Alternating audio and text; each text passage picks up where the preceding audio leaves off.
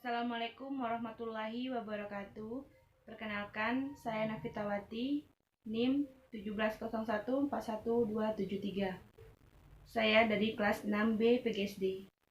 Baiklah, saya akan menjelaskan tahap 1 sampai 4 mengenai template pelaksanaan penelitian tindakan kelas masa pandemi COVID-19. Yang pertama, identitas. Nama sekolah SD Negeri 4 Koba. Nama guru kelas Sri Widya Ningsih. Kelas 1. Nama mahasiswa pendamping Novitawati. NIM 170141273. Kelas 6B PGSD. Baiklah, selanjutnya yaitu tahap perencanaan. Di mana yang pertama ada identifikasi masalah. Dari wawancara yang telah saya lakukan dengan Ibu Sri Widya Ningsih, ada beberapa yang saya dapatkan mengenai identifikasi masalahnya. Yang pertama, apa yang terjadi jika pembelajaran daring tidak dipahami siswa? Yang kedua, apa pengaruh dari pembelajaran daring yang saya lakukan? Yang ketiga, apa yang terjadi jika pembelajaran daring dilakukan namun siswa tidak memiliki fasilitas yang memadai? Yang keempat, masalah apa yang ditimbulkan dalam pembelajaran daring ini? Dan yang kelima, apa yang dapat saya lakukan untuk mengatasi masalah tersebut? Baik. Selanjutnya, setelah kita melakukan identifikasi masalah, saya menganalisis masalah tersebut, di mana saya mendapatkan bahwa guru tidak mengetahui media dalam melakukan proses pembelajaran daring selama pandemi COVID-19 ini dalam pembelajaran menguraikan puluhan dan satuan. Lebih jelasnya yaitu mata pelajaran matematika. Selanjutnya yaitu tahap yang ketiga yaitu rumusan masalah. Setelah menganalisis masalah, kita melanjutkan ke rumusan masalah. Di mana masalahnya yang kita dapati adalah kurangnya pemahaman siswa kelas 1 kurang lebih 65% akan materi menguraikan puluhan dan satuan dalam pembelajaran daring selama pandemi COVID-19. Analisis masalahnya yaitu siswa kelas 1 mestinya memahami materi menguraikan puluhan dan satuan. Namun hasilnya siswa tidak memahami menguraikan puluhan dan satuan tersebut selama pembelajaran daring ini. Terus tahap yang keempat yaitu ada hipotesis tindakan, di mana kita tahu bahwa masalahnya telah kita temukan yaitu kurangnya pemahaman siswa kelas 1 kurang lebih 65% akan menguraikan puluhan dan satuan dalam pembelajaran daring selama pandemi COVID-19. Terus ada analisis masalahnya yaitu siswa kelas 1 mestinya memahami menguraikan puluhan dan satuan, namun hasilnya siswa tidak memahami menguraikan puluhan dan satuan tersebut selama pembelajaran daring ini. Hipotesis masalahnya yaitu jika kegiatan pembelajaran menguraikan puluhan dan satuan dilakukan dengan baik yang didukung dengan fasilitas yang memadai akan memudahkan siswa memahaminya.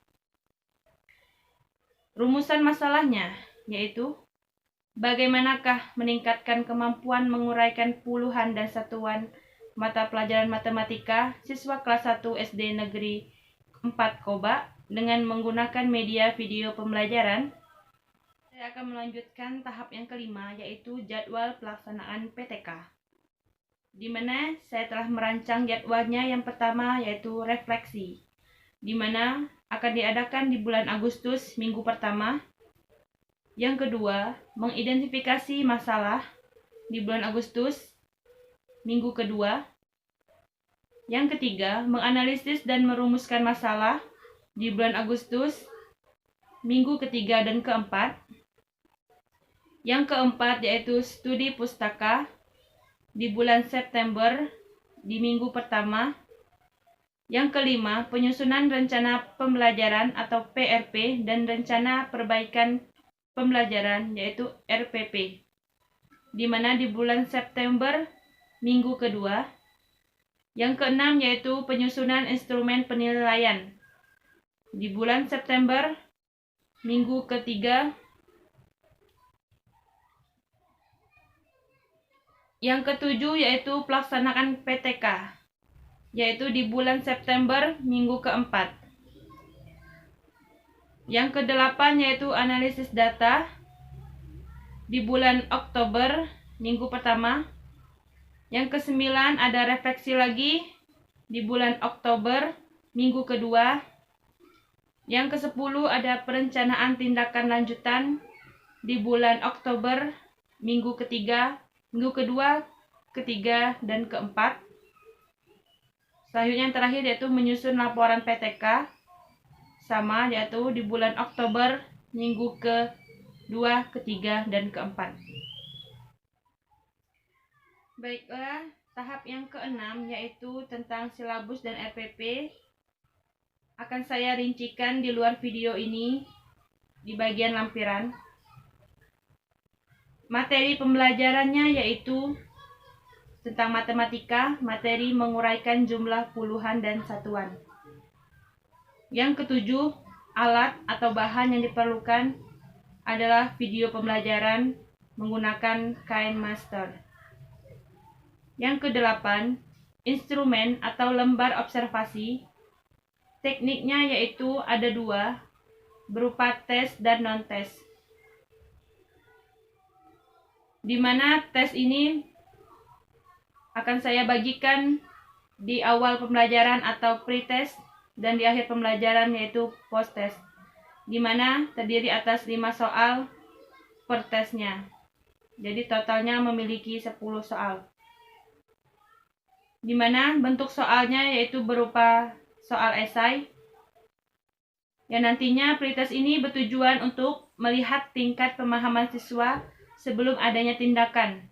Sedangkan post-test ini bertujuan untuk melihat berapa besar pengaruh video pembelajaran setelah dilaksanakan dalam proses pembelajaran.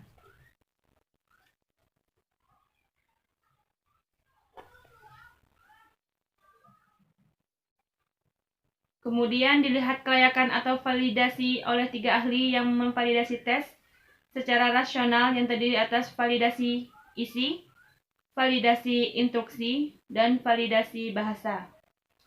Uji coba dilaksanakan pada siswa kelas 1 SD Negeri 4 Koba. Hasil uji coba instrumen tes selanjutnya diuji validitas dan reliabilitasnya. Terdapat 2 penganalisis atau penguji validitas instrumen, yaitu yang pertama, uji validitas instrumen, di mana instrumen tes pada penelitian ini berupa esai berjumlah 10 soal cerita, 5 soal pretest, dan 5 soal posttest mengenai materi menguraikan puluhan dan satuan mata pelajaran matematika.